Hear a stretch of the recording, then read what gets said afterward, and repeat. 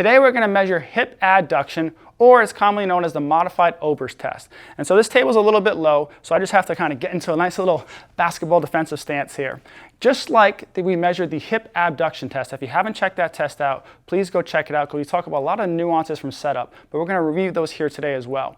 So we want to make sure our ear, our shoulder, and our hip are in a straight line just to standardize what our upper body's doing. Okay, Alex is already in the position of her hand underneath her ear. Some people will like to do this, or they'll hug themselves and their ear just kind of drops down. It's uncomfortable on their neck. So what I like to say is, hey, put your hand underneath your ear like you're taking a nap, again, just to standardize the test. So hip adduction, we're dropping towards the table. So very similar to the hip abduction position. Okay, I'm going to come underneath. I'm going to support the knee.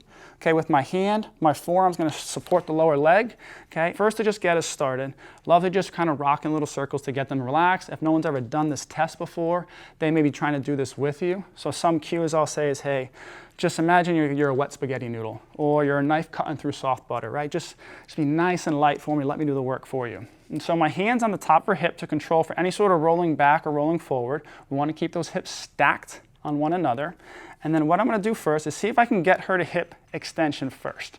Okay, now a lot of people don't have all this hip extension, and that's okay. We can still execute the test, but just be mindful, make sure you document that to see how much hip extension they have. Alex has about 5. She can almost get there. She has a little bit of compensation through her lumbar spine, so we'll back off about 5 degrees. And then all I'm going to tell her to do is, hey, Alex, I want you to take a long inhale, and then I want you to exhale for a little bit longer. Inhale, longer exhale. That gets her body to relax, and I'm just simply lowering the body, okay, down towards the table. And I just like to let it kind of drop until I meet that resistance or I see that pop up. So this is just measuring hip adduction. Okay, I want to see how far she can bring this thigh towards midline. Now here, Alex has got pretty good adduction, but I'm starting to see a bony block. What we typically want to see, I'm going to get my hand out of the way so you can see, is this hip come all the way down. Now if I really force it and push it down, notice how she's starting to pop up on this top hip, okay, and I can't even get her down there. She may even feel a pinch as well. So that's how we can measure hip adduction. Now one thing you have to be mindful of with the knee position, okay, yes, I came underneath to support it, okay. Now if they have a big leg, it can be challenging. You got to be mindful of how much knee flexion you're doing, because you can't forget the rectus femoris. Rectus femoris, one of your quad muscles, attaches to the tibia all the way up to the hip. If I bend the knee, okay, and I try and extend, okay, I'm putting that rectus femoris at length. We're not worried about knee position here. We just want to see how much the hip can adduct. So just make sure this knee isn't too flexed as you drop it down.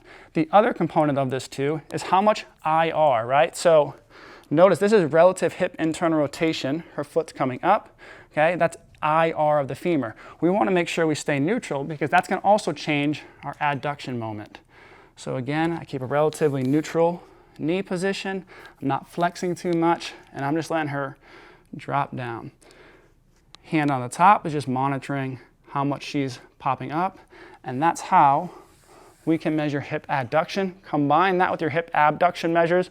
Look right to left, and you'll notice typically someone is biased towards adduction and abduction, one side versus the other. There'll be a great crossover between your hip IR and ER measures, so make sure you check out all those videos so how you can start tying all these tests together to guide your exercise selection next door in the weight room.